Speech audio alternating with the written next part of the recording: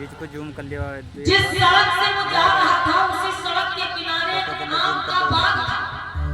मित्र जी गान गाओ तो। अब वो व्यक्ति जाकर दूसरे काम से रहा है, लेकिन अचानक उसकी नजर कहाँ पहुंची? आम के बाग में। और जैसे वो बाग की तरफ देखता है तो उस समय बढ़िया पके हुए आम लगे हुए थे। अब वो जैसे बाग में आम देखता है तो फिर आगे का काम भूल जाता है और सीधे कहां पहुंच गया? बाग में। बाग में जाकर के आम तोड़ तोड़ के खाने लगा। इतना ऊंचा ढेर लगा दिया गुठलियों का। तब तक क्या होता है मानो बहनों, बाग का मालिक आ जाता है और जैसे मालिक ने देखा कि इस आदमी ने चोरी करके आम तोड़े हैं तो बाग का मालिक जो था उसने उठाया डंडा और 4-5 डंडे उस आदमी की पीठ पे मार दिए। अब वो बंदे रोने लगा। बाग के बाहर निकल के आया, सड़क के किनारे बैठ गया। 1 घंटा बीत गया, 2 घंटा बीत गया, 3 घंटा बीत गया। भाई वो व्यक्ति वहीं पे बैठा रोते ही। तब तक क्या होता है, उसी रास्ते से एक भंते जी निकल पड़े और जब उन भंते जी ने उस व्यक्ति को रोते हुए देखा तो पास में पहुंच गए। बोले बेटा क्यों रो रहे हो? तो वो व्यक्ति कहता है कि भंते जी हम तो कोई दूसरे काम से जा रहे हैं। अचानक मैंने बाग की तरफ देखा, हम बाग में चले गए, 2-4 आम तोड़ के खा लिए, जिसके कारण बाग के मालिक ने मुझे डंडों से मारा। अब भंते जी ने भी यही कह दिया, बेटा जो जैसा कर्म करता है उसको वैसा फल मिलता। अब व्यक्ति नाराज हो गया, बोला भाई 2-4 आम ही कुछ तोड़े थे, इसमें कौन सा खराब काम कर दिया? तुम्हारे पास वीडियो में स्टैंड हुई ना? ये छोटा हो चाहे बड़ा, वो हमारे पास वापस लौट के आता मिल जाए जाए। तो व्यक्ति कहता मैं नहीं मानता इस बात को। फोन कर दो घर पर ही फोन। जब उस व्यक्ति ने कहा मैं नहीं मानता इस बात को तो भंते जी समझा के बोले सुनो बेटा, जैसे तुम कोई दूसरे काम से जा रहे थे लेकिन अचानक तुम्हारी नजर कहां पहुंची? आम के बाग में। मतलब देखा किसने? आंखों। पहला कर्म किसने किया? आंखों ने, क्योंकि तुम उधर देखते नहीं, तुम उधर जाते भी नहीं। तो देखा किसने? आंखों ने। चल के गए पैर। आम तोड़ा किसने? आंखों ने। देखा आंखों ने, चल के गए पैर, तोड़ा हाथों ने, स्वाद लिया जीभ ने और आम कहां गए? पेट में। अब बाग के मालिक ने जब देखा भाई तो डंडे कहां मारे? पीठ पे। अब भंते जी समझा रहे हैं कि बेटा डंडे पड़े तो 4-5 घंटा बीत गए। अरे डंडा पड़े तो 4-5 घंटा बीत गए, अब तुमको दर्द भी नहीं हो रहा होगा, लेकिन तुम्हारी जो आंखें हैं वो अब भी रो रही हैं। तुम्हारी जो आंखें हैं वो अब भी आंसू बहा रही है। मतलब पहला कर्म किसने किया था? आंखों ने। इसलिए अभी तक दुख भी किसको मिल रहा है? आंखों को। अभी तक कष्ट भी किसको मिल रहा है? आंखों को। ये होता है कर्म का फल, लेकिन व्यक्ति समझ नहीं पाता। जीवन में कुछ अच्छा बुरा हो जाता है तो कहते किस्मत खराब है, किस्मत बढ़िया है, लेकिन कर्मों पे ध्यान नहीं जाता कि हमने कर्म क्या किए। तो हमारे जीवन में हमारे द्वारा किए गए कर्म एक अहम भूमिका रखते हैं और वो जरूर वापस लौट के आते हैं। तो इसलिए बुद्ध ने कहा कर्म प्रधान कर्म ही पूजा। तुम्हें जो कुछ भी प्राप्त करना है, जो कुछ भी तुम पाना चाहते हो, जो कुछ भी तुम बनना चाहते हो, उसके लिए भाग्य और किस्मत के भरोसे मत बैठो, कर्म करो, मेहनत करो। अपने दीपो भव, बुद्ध ने कहा अपने दीपो भव, आप अपने जीवन का दीपक, आप अपने जीवन का प्रकाश, आप अपने जीवन का उजाला खुद बनो। किसी दूसरे के सहारे मत रहो कि कोई दूसरा आएगा और हमारा कल्याण करेगा। बुद्ध ने कहा अपने जीवन का दीपक, अपने जीवन का उजाला, अपने जीवन का प्रकाश तुमको स्वयं बनना है। प्रेम से बोलो भगवान बुद्ध की दया हो। तो आइएगा कहना है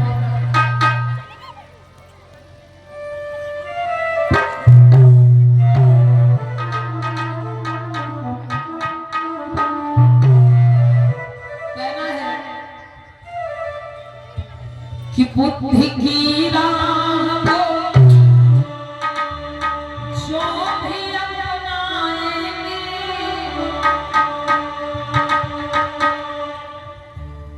वो बुद्धि की राह को जो भी अपनाएंगे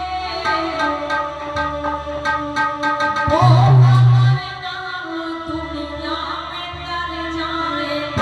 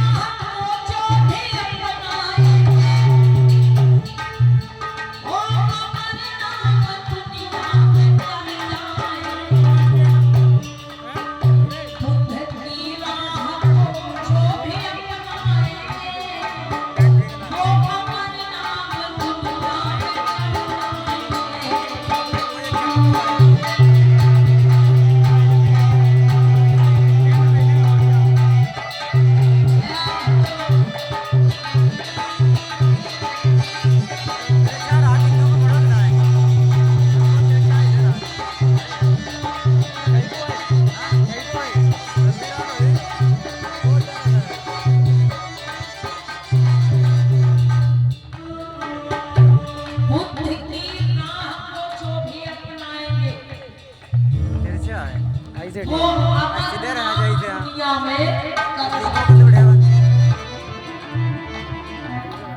जिसने बुद्ध के मानव का चलन सीखा, जिसने भगवान बुद्ध के बताए हुए रास्ते पर चलने का काम किया, वो इस समाज में महान कहलाए। अरे बुद्ध की शरण में आने वाले कोई ऐरे गहरे लोग ही नहीं हुए भाई। सही भगवान बुद्ध की शरण में यहाँ तक कि विश्व विजेता अशोक जैसे लोग आए। वैसे महापुरुषों की कोई जाति नहीं होती है भाई। जो महापुरुष होते हैं समाज के कल्याण के लिए काम करते हैं। सही है सही है। लेकिन अगर जाति की बात की जाए बिल्कुल हल्को अंदर लिया तो हर मानव अंदर का यहाँ ये विचार करे भाई कि हर जाति में एक दो महापुरुषों ने जन्म लिया। जब फिर होने हर जाति में एक दो महापुरुष पैदा हुए ओके और उन सभी महापुरुषों ने बुद्ध के बताए हुए रास्ते पर चलकर इस समाज को जगाने का काम किया। सम्राट अशोक जो मौर्य वंश में जन्मे, पेरियार मलई सिंह यादव जो यादव समाज में जन्मे, रामास्वामी नायकर जो पान गढ़िया समाज में जन्मे, साहू जी महाराज जो कुर्मी समाज में जन्मे, बाबा संत गाड़िया जो धोबी समाज में जन्मे, ज्योतिबा राव फुले जो माली समाज में जन्मे, ऐसे करके तमाम महापुरुष हर एक जाति में एक दो महापुरुषों ने जन्म लिया भाई। और सभी महापुरुषों ने बुद्ध के बताए हुए रास्ते पर चलकर इस समाज को जगाने का काम किया, इस समाज को आगे बढ़ाने का काम किया। तो आइए जब कहना है गौर करते हैं।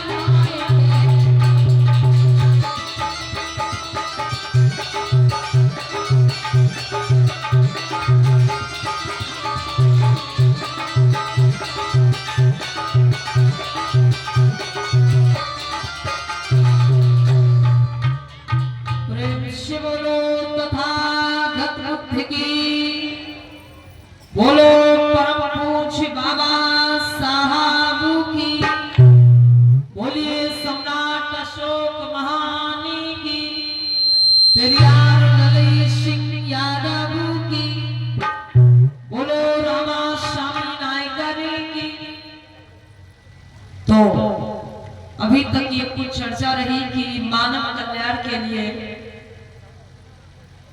तथागत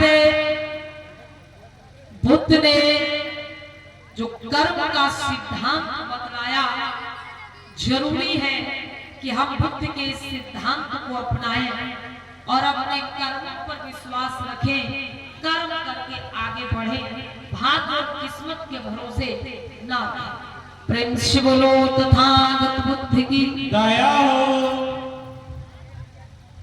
ये 100 रुपए सुशील कुमार मुजफ्फरनगर, 50 रुपए गुरुचरण रसूलपुर, 100 रुपए सर्वेश नेवादा, 50 रुपए अमरीश मुजफ्फरनगर, 50 रुपए राजपाल मुजफ्फरनगर,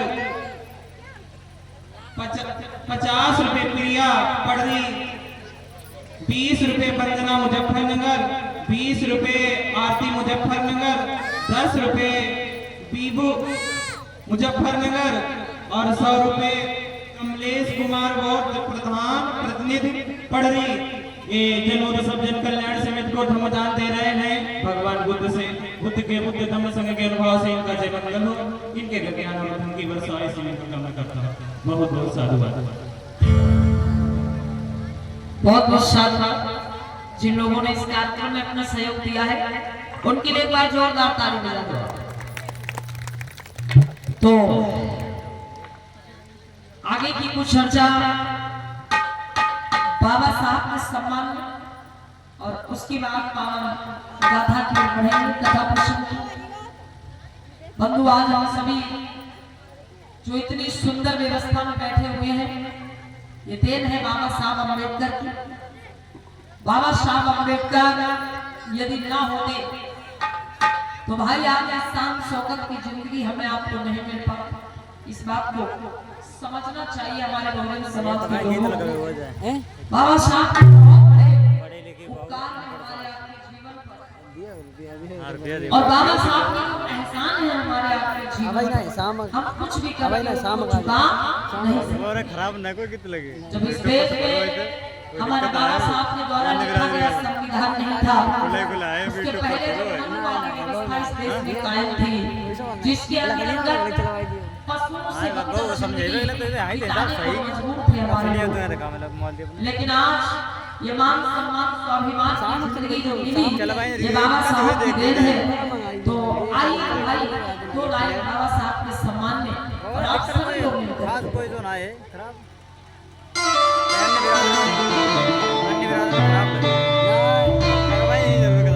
कि गर बाबा साहब ना होते, आज लोग कहते हैं कि आज जो लोग कह देते हैं कि बाबा साहब ने क्या दिया, तो हम बताना चाहेंगे, गौर करें। वो गर बाबा साहब ना होते, तुम मनई मनई ना होते।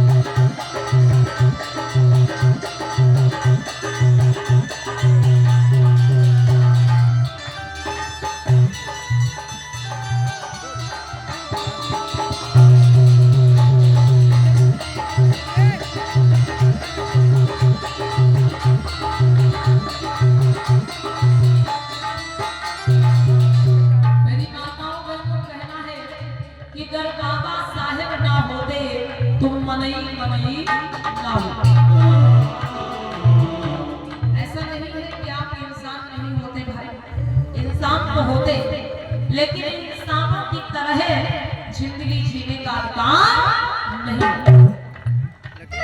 आप इंसान तो थे जब इस देश में संविधान नहीं था, जब इस देश में मनवादी व्यवस्था कायम थी, उसके पहले आप इंसान तो थे, लेकिन इंसानों की तरह जिंदगी जीने का अधिकार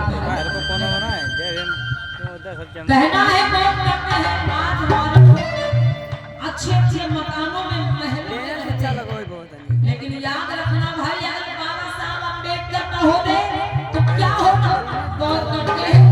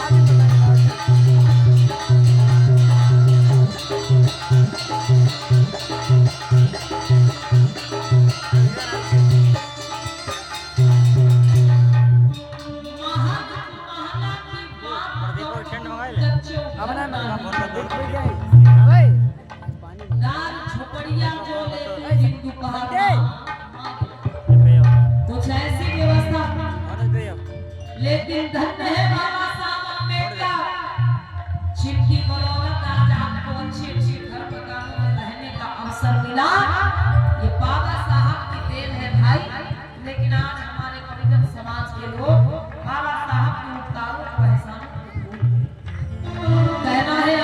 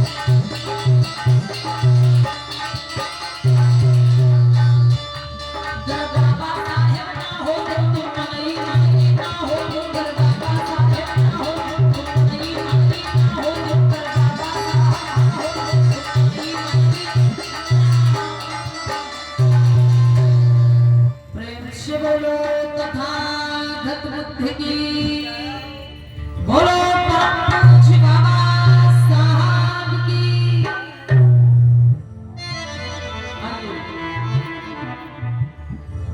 आगे की जो पावन गाथा है,